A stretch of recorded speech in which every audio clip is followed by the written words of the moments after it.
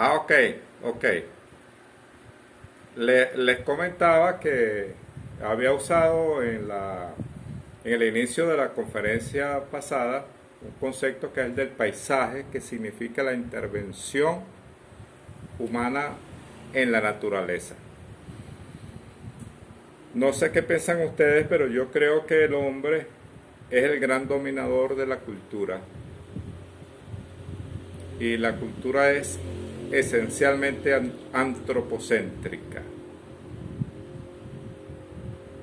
Es desde ese antropocentrismo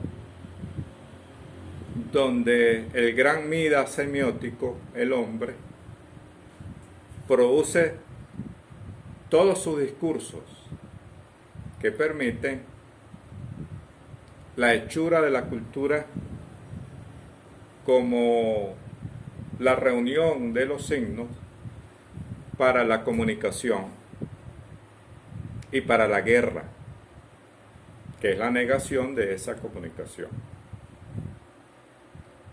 Entonces, quiero plantearles de entrada una especie de esquema problemático para partir del criterio de que todo está rodeado por lo que yo llamaría inicialmente y voy a usar una pizarra que inventé, la semiótica satelital. La semiótica satelital. No se tratan ya de los dioses sagrados de la cual se hablaba en las antiguas culturas, sino más bien se trata de unos cuerpos que tienen la capacidad de captar y transmitir esa multiplicidad de discursos antropocéntricos, pero que son regulados desde el poder. Y esto es una noción que debe cruzar necesariamente la cultura planetaria, porque debemos de trascender las concepciones ideológicas de poder para pasar a categorías culturales que nos ayuden a comprender lo que anuncia este curso como las nuevas realidades textuales, comprendiendo a su vez que el cuerpo es un texto que contiene y genera sentido. Entonces ya no se trata de que si la historia dice la verdad o si la ficción dice mentiras, sino se trata de explicarnos, de estudiar, de interpretar, de comprender cómo se produce el sentido en la cultura humana, partiendo de justamente ese círculo que se llama ser humano, el ser humano, el cuerpo, el individuo, la persona y todo ese conjunto de categorías que van a caracterizar los distintos giros antropológicos que hasta ahora se han ejecutado a través de la historia. Desde que el ser humano es ser humano, sencillamente es porque se comunica con un otro y se establecen un conjunto de relaciones sistémicas, convencionales, que se llama cultura. Entonces el texto es el mecanismo para convencionalizar la cultura, ¿de acuerdo? El texto es el mecanismo para organizar la cultura, para organizar el mundo en ese texto. Entonces, por favor, hay que insistir en la revisión de los conceptos de texto que tenemos los que investigamos estas cosas, porque debemos trascender un concepto de texto estructural. Todo queda en el texto, todo lo contiene el texto, para ir a la movilización, para ir a la relación dinámica de ese texto con el mundo nuestro, con el mundo de los lectores, y allí es donde se plantea el famoso concepto desde la hermenéutica que se llama refiguración, es decir, los textos se dirigen nuevamente a la vida. Entonces quiero enlazarlo con un segundo elemento que le insistía en la reunión pasada, que es que la vida es vivida, de la vida vivida y la vida relatada. La vida relatada entonces se nos sugiere como una recuperación indirecta de la vida. Las distintas maneras, por ejemplo, de atestiguar a través de las distintas etapas culturales pueden estudiarse en los textos que se refieren a esas etapas culturales, lo que yo llamo la semiótica epocal. Entonces un simple mueble te indica, por ejemplo, y allí está el valor cultural de los objetos, un simple mueble te indica la etapa histórica que vive quien usa ese mueble. ¿De acuerdo? Entonces, todo un sistema de relaciones que se hace a partir, por supuesto, de los lenguajes. Entonces, el texto es un conjunto de lenguajes que organiza el mundo en ese texto. Esto es válido para cualquier condición cultural. Cuando decimos texto no estamos diciendo exclusivamente texto escrito, ¿de acuerdo?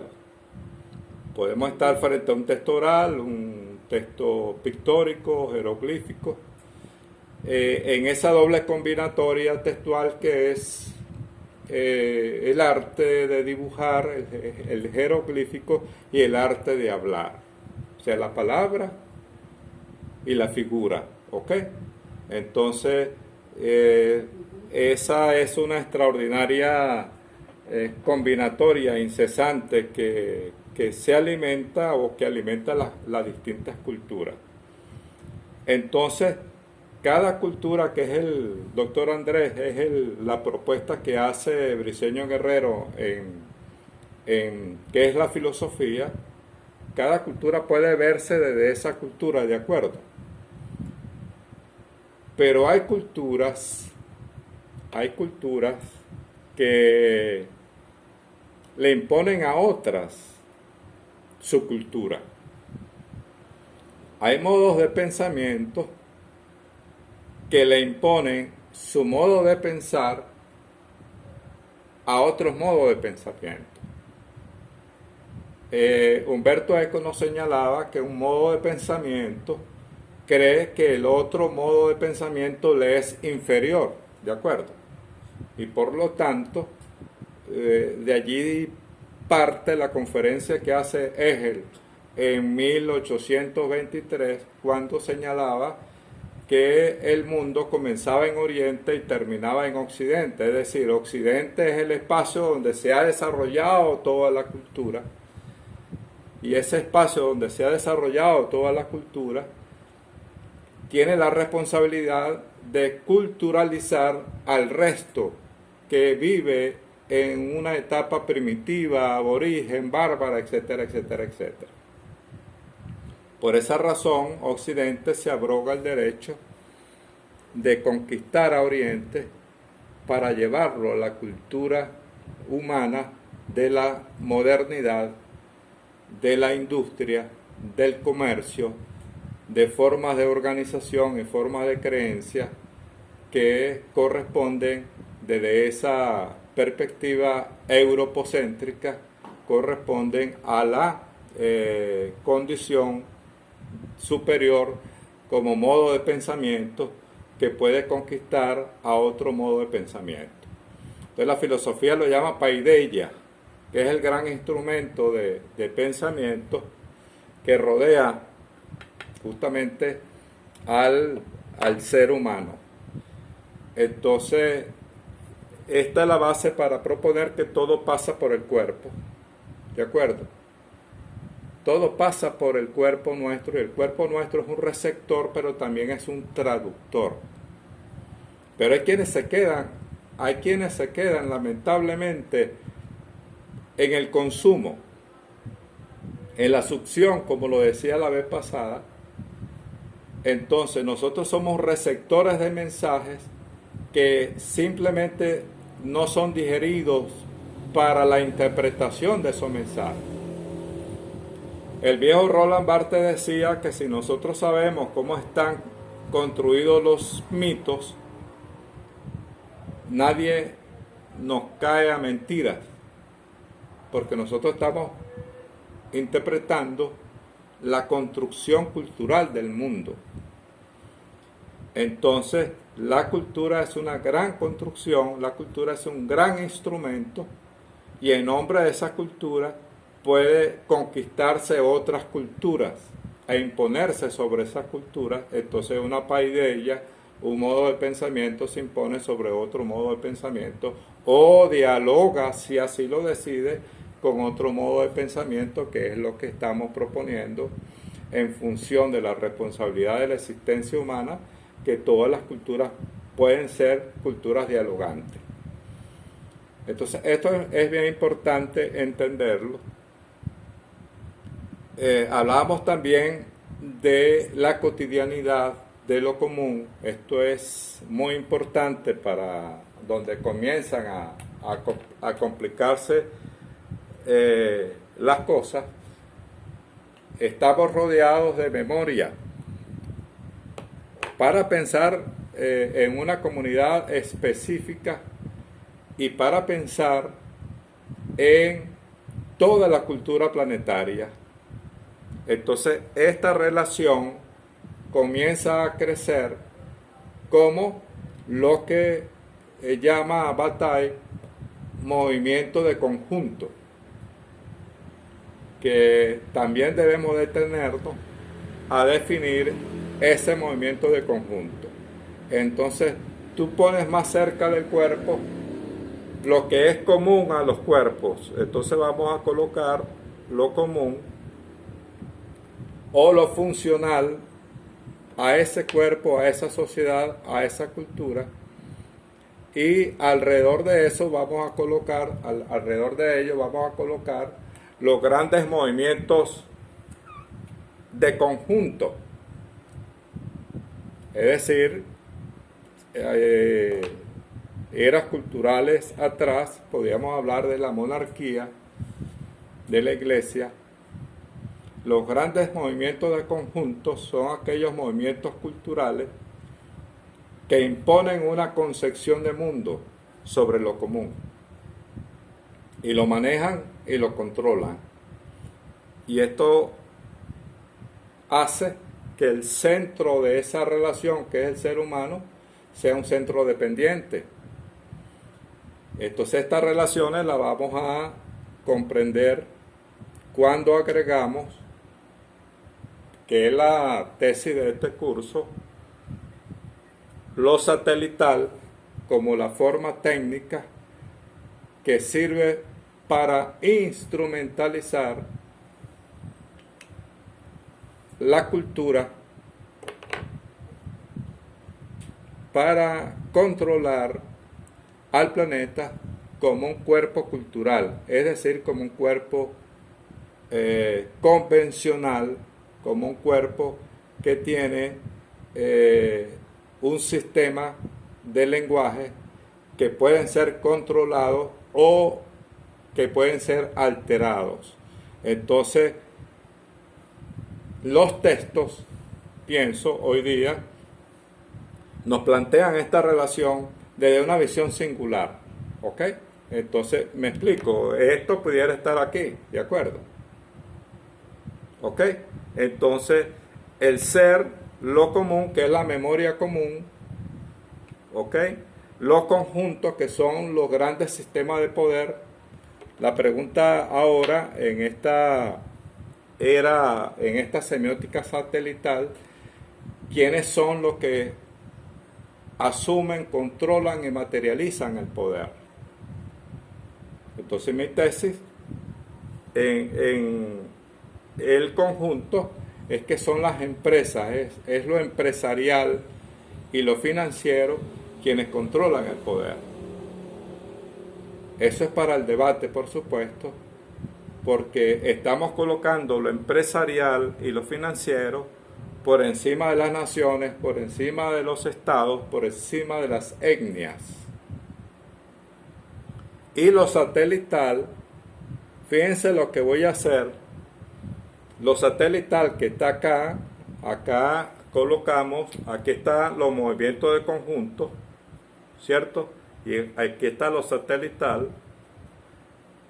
Es la técnica, es la forma técnica que atraviesa toda la cultura planetaria. Entonces los textos, los cuentos, las canciones, los mensajes de textos, los filmes cinematográficos, las novelas, nos plantean una materialización de esta relación. Nosotros nos podemos preguntar cuáles son las formas técnicas que rodean, por ejemplo, la Edad Media, o cuáles son las formas técnicas que rodea la etapa azteca de México, por ejemplo, ¿ok? O cuáles son las formas técnicas que rodean a una comunidad específica. Y el texto, el relato, se va a encargar de materializar lo que yo llamo sistema de relaciones. Vamos a diferenciar en esta conferencia sistema de relaciones y sistema de conexiones.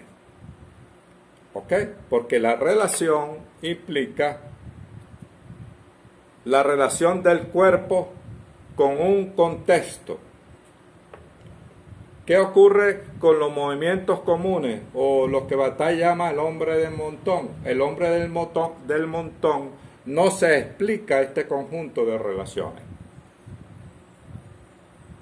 No quiere, no lo necesita, porque está atrapado, por ejemplo, en el trabajo. Bataille señala que el trabajo es un mecanismo que anula la tragedia. ¿Y qué es tragedia? La tragedia es el enfrentamiento del ser con un conjunto de fuerzas que lo atrapan, ¿cierto? Porque ese ser trágico lucha por su libertad.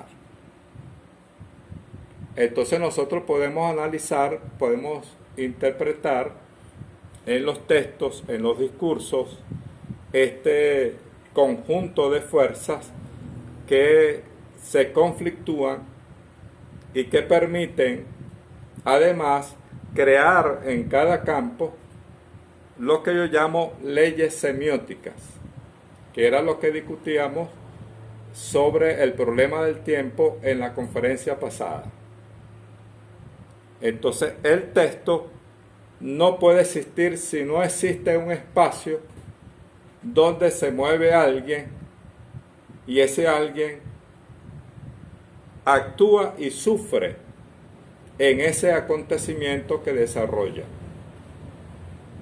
Entonces esto es muy importante entenderlo porque estamos hablando de lo humano como un conjunto de sistemas que se elaboran semióticamente y que pueden ser interpretados porque son sistemas que dejan huellas. ¿Dónde dejan huellas? En el cuerpo. El cuerpo, que es el centro del poder, que ejerce el poder o lo delega. Y aquí podría generarse una larguísima discusión sobre cómo el cuerpo ejerce el poder o cómo el cuerpo delega el poder. Porque ese cuerpo está rodeado semióticamente por un conjunto de signos que permiten decir que yo no soy el que se mueve, sino el mundo. Como dice una canción argentina, yo no soy el que se mueve es el mundo. Entonces es interesante analizar además el sentido del movimiento. Recuerden que hablábamos de una relación interesante entre duración y distancia para discutir el movimiento, por ejemplo, de las grandes metrópolis, que difiere, por supuesto, del movimiento de un hombre solo en una montaña. Entonces, si ese espacio, la metrópolis o la montaña, en ese espacio se van a generar justamente por el movimiento, y ponía como ejemplo el cuento de Poe, El hombre de la multitud. El hombre de los grandes centros urbanos se mueve de una manera distinta al hombre de la montaña. Movimiento ciscáltico y un movimiento esciscáltico, un movimiento violento y un movimiento lento no es el mismo movimiento. Entonces nosotros debemos de estudiar a través de ese texto que estamos leyendo cómo se mueve el hombre en ese espacio. Recuerde que estamos hablando de relatos, de los discursos de la cultura, para poder, si se quiere, llegar a interpretar la identidad de alguien que hace algo, que sufre en ese espacio, en una trayectoria específica, por la temporalidad, y esa trayectoria va a permitirnos acercarnos a una posible identidad que es materializada de manera distinta, diferencial en cada texto. Entonces podemos estar frente a un texto profano, entre comillas, podemos estar frente a un texto sagrado, entre comillas, y el movimiento nos va a sugerir una espacialidad que permite el establecimiento como movimiento, como relaciones del ser con los movimientos del común, con los movimientos del montón, mucha gente que se parece, y la actividad de esa persona traduce su identidad, porque esos son movimientos del común, mientras que los movimientos del conjunto, allí podemos colocar las ideologías y la forma en que esas ideologías afectan o no a esos movimientos de lo común, a esos